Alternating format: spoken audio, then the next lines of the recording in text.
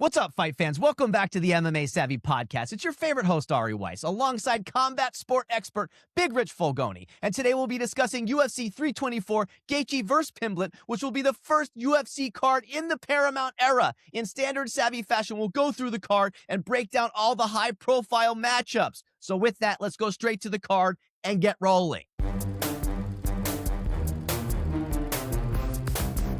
Okay, baby, UFC 324, Gaethje vs. Pimblett. Before we get into the card, Richie boy, we've been off for a month. We got still 2 more weeks to go.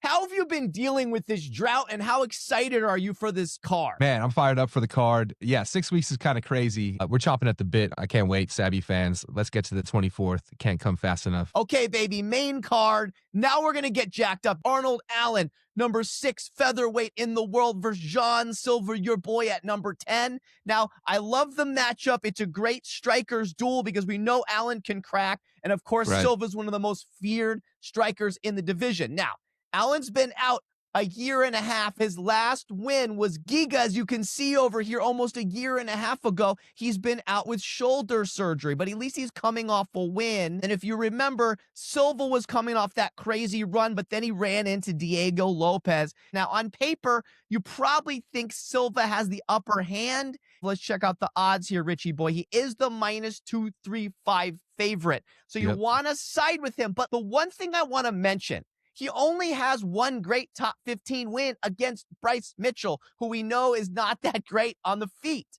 So I don't know. Is he stepping up in class here? He was winning the round against Diego Lopez. I will say he was winning the fight until he got caught. But is he stepping up in class against Allen? I'm torn on this one. I might go Britt to go against your pick. What do you say here, Richie boy? I say bring it on, bro. Let's go. Yeah, look, the nerds took some bumps and bruises in 2025. This is a great way to start the year for them to get back on track. Yeah, to your point, he was piecing up Diego Lopez for parts of that round and just got too confident and dove in and got caught with that elbow. But, I mean, he has the skill set, right? Your eyes are not lying to you. Allen, I mean, dude, I was looking at his record, and he went on a crazy, it was like a 12-fight run until he had those 2 losses, both decisions to Evloev and to Max Holloway. And then, he resets with Giga before going out with that injury. So, sort of recency bias maybe a little bit. But, these guys are both going to crack, to your point earlier. I'm hoping, my boy Silva ends up probably with a finish, late round 2 or round 3. But I'm excited to have Allen back, and, he could easily surprise us. It's a great fight to start the main card. Okay, let's move 100%. on.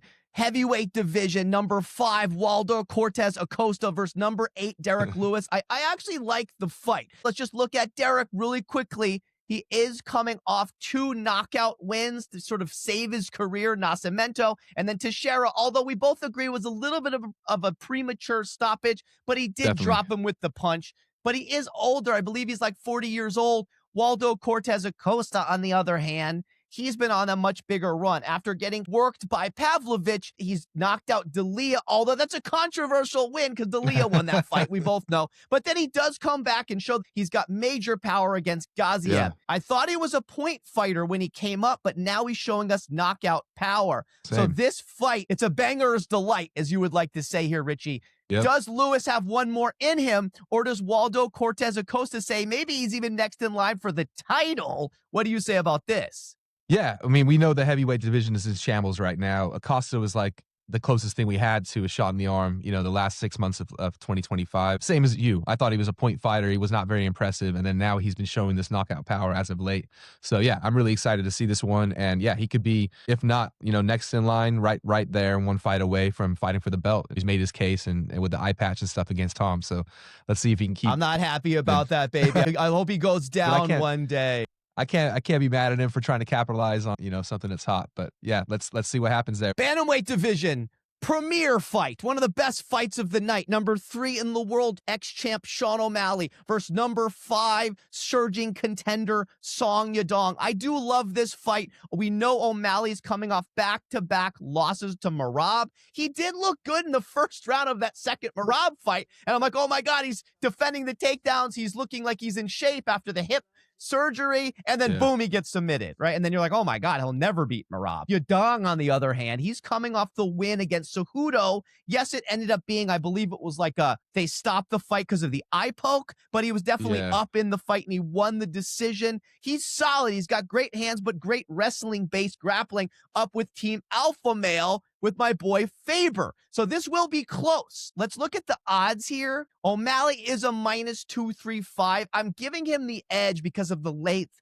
and Song is going to probably stand up, and that plays into O'Malley's skill. And I think O'Malley outstrikes him and does it, but this is very close. I don't know. I mean, Yadong definitely has a shot here, but I'm probably going with my boy O'Malley. What do you have to say? Yeah, I mean, I'm excited for the fight because there's lots of implications for the division, right? You know, if Sean wins, sends him on a path forward to potentially get that rematch with Jan if Jan stays holding the belt. Yes. And Jan wants that as part of his revenge tour. But if Yadong derails it, I mean, this could be it for O'Malley, right? You know, maybe he takes a couple more fights, but he doesn't want to stick around and get stale. He's made that pretty clear. He does a really good job of marketing himself and making money in other areas. And then we get to the bantamweight women's title of the world. Could be one of the best female matchups ever. I'll tell you why I'm not totally sold on that. But Kayla Harrison, the champ, Amanda Nunes coming back, the greatest female fighter in UFC history after a 2.5-year layoff. And that's what I'm going to bring up here. So let's just look at Kayla really quickly. Yes, of course, she's come in. She's mopped the floor with Holm. She beats Vieira, and then Pena gets the submission, and she looks like a crazy wrestling beast for the ages. Okay, then you look at Amanda Nunes. Yes, she's one of the greatest female fighters of all time, the greatest. And if you look at her last couple fights, it was that shocking loss to Pena, but then she comes back and gets revenge and then kind of beats down Aldana, walks away into the sunset. She's one of the most feared, decorated strikers in history. The one thing I'm concerned with is the 2.5-year layoff and Kayla being so strong and active.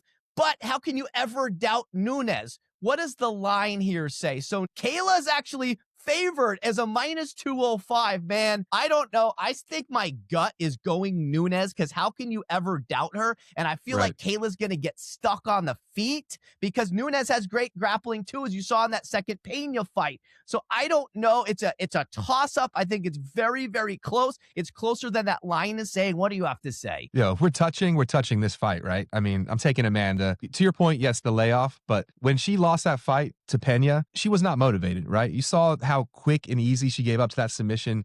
Her head was not in that fight. I don't know. She didn't have the right motivation to come back at that time. She's motivated for this. She's coming back.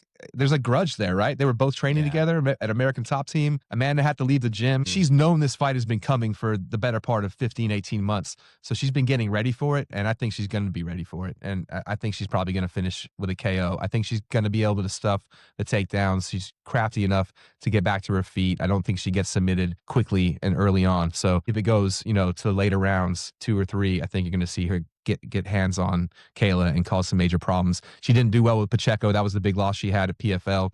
And I think Amanda's going to be a better version of that. Main event, interim lightweight championship of the world. Justin Gaethje, number 4. Number 5, Paddy Pimblett. I know people were talking crap about this. I love the main event, baby. Armin did the headbutt. Armin punched a fan. Armin pulled out. Screw the Armin talk. Screw Helwani. Enough of that. This is the fight. If Gaethje wins, he gets the White House fight against Topuria, an American. Will have the belt and will have a chance to go against Topuria. And if Paddy wins, it becomes the biggest international super fight in history, maybe besides Khabib Conor. So I like it. Now I'm torn here because, man, we haven't seen Paddy tested enough against top 15 guys. I mean, it's really just Chandler, but he did look so good against Chandler. His hands were better than ever, and the grappling was unbelievable, right? And then if you look back at Gaethje, besides the loss to Max, he's been pretty solid. He knocks out Justin, and then he beats Fiziev 2 different times, and it was really just that Holloway fluke. If he didn't get his nose broken early in the fight, I don't know if he gets knocked out by Max. He has a better fight. So I think this is very scary for Pimblett, but my gut is still thinking Paddy because he looked so good against Chandler. I think he wins this fight, but it's very, very close. I'll give you the odds. Paddy is -230. I think Vegas has it right here, but man, if he can't get any takedowns or any grappling, Justin could very easily spoil the British Tea Party. What do you have to say? Well, I think like the one knock on Paddy, right, when you watch his fights, and people say this about Tom Aspinall too. He's got that chin up and out there, right? It's ready to be tested.